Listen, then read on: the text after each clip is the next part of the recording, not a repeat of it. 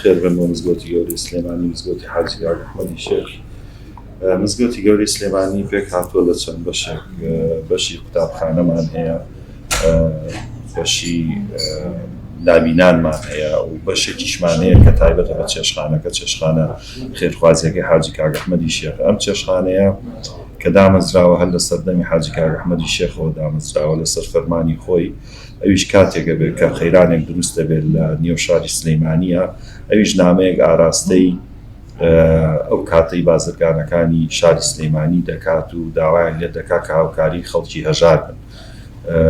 لەو کاتە خۆی جێیەکە دەستنیشانەکە لە نێو مزگەوتی گەورەیە کەلوپەلەکەی بۆ دابینەکە و بازرگانەکانیش ئەوەی لە نێو شاری سلەیمانی بنگی سەردەمی خۆی هاوکاری چێشخانەکەکەن. ئەو چێشخانەیە بەردەوام بێ هەتا ساڵی 1957 لە زمانی حەزرەتی حاجی کاک ئەحمەدی شێخەوە.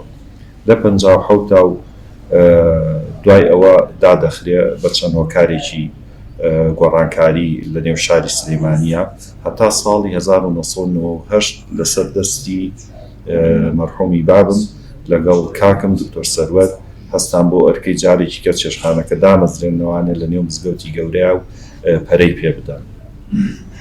بەوەش دەستیان پێکردەوانێت کە هەفتەی یەک ڕۆژ بوو، دوای ئەوە کردیان بە هەفتەی 2 ڕۆژ، دوای ئەوە بەردەوام بوون ئێستا هەموو ڕۆژێ لەخوا بەزیاد بێ هەمانە، هەموو ڕەمەزانێکیش هەمانە، هەموو کاتێک خەڵک لێرە سوودمەند دەبێت لێی و نانی خۆی ئەخوات و شوێنی حەوانەوەمان بۆ دامەزراندون. چێشخانەکە بەشێکی هەیە و بەشێکیشی هۆڵی دانیشتنەکەیە کە خەڵک دانیشێ نانی لێ دەخۆن و هەندێک وردەکاری چێژلێنانەکە هەیە و وردەکاری دابەشکردنی ڕۆژانەی چێشتەکان بەسەر خەڵکە. ئەو وردەکاریەش من ڕەمەزانان لەبەر ئەوەی کە هەرسی ڕۆژەکە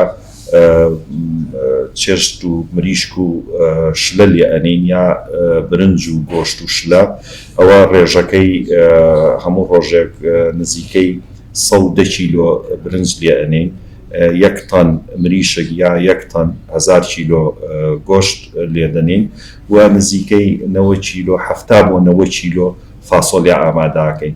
بەڵام هی ڕۆژانە لەبەرەوەی گۆڕانکاری تایە، ڕۆژێ ساوەرە، ڕۆژێ نۆکاوە، ڕۆژێ نیسکە، 2 ڕۆژ مریشک و برنج و شلێ لە مانگەکەیە، چەند جارێکیش گۆشت و برنج و شلەیە.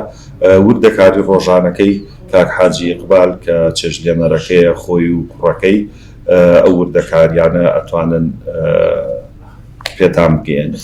وەڵای ئێمە چاوەڕێی پاداشتی خوای گەورەین، ئێمە ئەو ئەرکە کە لەسەر شانمانە بیپارێزین و لەو کاتەوە هاتووە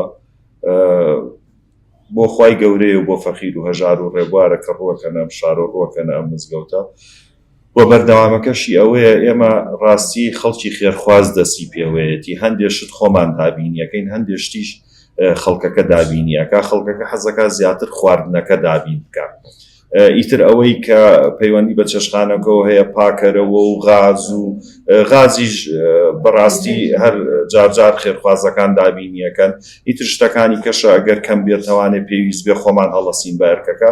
ئەو خەڵکەی کە شتەکەش و متمانەی بێرەیە لەبەرەوەی ڕۆژانە ئەبینیە کە لێرە ئەو شتە ئامادە دەکرێ و خەڵکێکی زۆر و قەرەباڵغیەکی زۆری لەسەرە و ئێمە ڕیکلامان بۆ نەکردو، ڕیکلامیشی بۆ ناکەین لەبەرەوەی ئەو کارە هەر بۆ خوای گەورەیە و چاوەڕێی پاداشتی خوای گەورەی و چاوەڕێی ئەوەشین خێری هەموو لایەک یا ڕەبی خوایە بۆ هەموو لایەکی بنووسێ کە ئەو خێرخوازانە دەستیان بە چێشخانەکەوەیە بەخوا جاری وایە هەر نازانین چێت، جاری وایە هەر عەرەبانەکە نێردە ژوورەوانێ و ئەڵێنەوە نردومانە بۆ چێشخانەکە و کاک حاجی ئیقبالیش لێیان وەرەگرێت.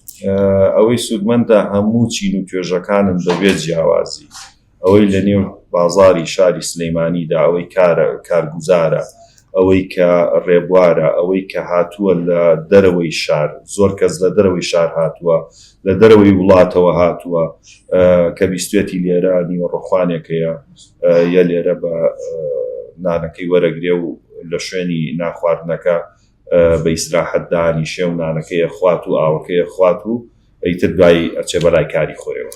ئێرە چێشخانەی خێرخوازی حاج کاک ئەحمەدی شێخە لە مزگەوتی گەورەی شاری سلێمانی ئەم چێشتخانەیە تاریخی ئەگەرێتەوە وەکو کاک شێخ محەممەد جەنابی ئاژام ئاماژەی پێکردووە لە زەمانی حاج کاک ئەحمەدەوە ئەم چێشتخانەیە هەیە و دامەزراوە. ئێستا ئەم چێشتخانەیە ڕۆژانە خواردنی 1000 بۆ 1500 نەفەر تەوزیعەکرێ و ئەدرێت. ئەم خواردنانە لەلایەن کەسانی خێرخوازی شاری سلێمانی دەوروبەریەوە ئەم خواردنانە دابین ئەکرێت. ئێمە بەیانیان لە دوای نوێژی بەیانی ئامادەیمان تایە هەتاکو سعات 2 دوانیەوە لە سعات 11 هەموو خواردنەکانمان حازرە. لە هەفتەیەکە ئێمە بەر جومعان ئیستراحەتمان هەیە، 6 ڕۆژ خواردنمان هەیە، 3 ڕۆژی مریشکە، ڕۆژێکی گۆشتی حیوانە، ڕۆژێکی نۆکا و ڕۆژێک ساوانە. ئەو کەسانی کە ڕوەکەنە چێشتخانەکەی ئێمە خەڵکی فەقیر و هەژار و کەم دەرامەتن، ئاوارەی عەرەب و ئاوارەی سووری و کوردانی ڕۆژهەڵاتی تایە، هەموو چیزی جۆژێکی تایە. ئێمە لە هیچ کەسێ ناپرسین چ ئەدیانە، چ زمانە، چ قەومێک بێت، ئەوەی بێتە چێشتخانەی خێرخوازی حاج کاک ئەحمەد ڕێز و تەقدیرێکی لێ ئەگیرێت و لەژێر ڕێنمایە تەندروستیەکان خواردنێکی پاکوتەمیز دەخرێتە بەردەست و پێشکەشێکی. و ئێمە هیچ کەسێک با بڵێن ئەوە ناخوێنینەوە کە بڵێن سەر چییە و چ کارەیە و هەچ کەسێک هەیە. ئێمە خواردنێکی پاکوتەمیز دەخرێنە بەردەستیان و غیر لە ڕەمەزانشە با بڵێن ئێمە بۆ ئێواران خواردنمان هەیە زیاتر لە 4000 نەفەر خواردن لە ڕەمەزانە ئەدەین، بەڵام لە ڕۆژانی ئاساییە کە ئێستا دوای ڕەمەزانە 1000 بۆ 1500 نەفەر خواردنەیەین بە کاتی نیوەڕایە. وەکوی سەرپەرشتیار کاک شێخ محەممەد کوڕی کاک شێخ سالار سەرپەرشتیاری ئەم چێشتخانەیە ئەکات هەست کە موکوری و نوقسانێکمان پێ ئامادەیی تیاوێتە پێشەوە ناو نوقسانیمان پێوە دەرکەوێت، بەڵام وەکوتر خەڵکی خێرخوازی شاری سلێمانی و دەوروبەری و کوردانی تاراوگە دەستیان بەم چێشتخانەیە هەیە و ئامادەییان تایە هەچ کاتێک کابرا هەر کەسێک بێت بەدوێری توانای خۆی هەیە فەردێ برنجی 2 کیلۆیی هێنێ، هەیە مەسەلەن 500 کیلۆ هێنێ، هەیە مەسەلەن 2 کیلۆ هێنێ، هەرکەس بە گوێرەی گیرفانی خۆی، هەرکەس بە گوێرەی شانی خۆی، بە گوێرەی خێرەکەی خۆی ئەو خواردانەیە ئێرە ئێمەش پێشکەشی یەکەین. و بەڵام وەکو سەرپەرشتیار کاک شێخ محەممەد کوڕی کاک شێخ سالار سەرپەرشتیم چێشتخانەیەکە هەست نوقسانی کەم و کوڕێکمان تیا بێت ئێمە ئاماژەی پێ یەکەین و ئامادەیی خۆی تایە ئینشاءالله کەم و کوڕیمان نەبوو هەتا ئێستاکانی ئاگای لێمان بوو. بەتاکید ئەم خواردنانە ڕاستەوخۆی ساڵی بەخوای گەورەوە هەیە لەبەر ئەو کەسانی کە ئەو خواردنە ئەهێنن نازانن کێ ئیخوات و ئەوەش کە ئیخوا نازانێت کێ لیلا و فیلا هەمە بەخوای تەعالا. ئێمە پردێکی پەیوەندین لە بینی سەرمایەداران و خێرخوازانە و لە بینی فەقیر و هەژارە. ئێمە خۆمان بە خزمەتکاری ئەو فەقیر و هەژارە دەزانین کە خۆی دەهێنێتە مزگەوتی گەورە فڕۆکات چێشتخانەکەی.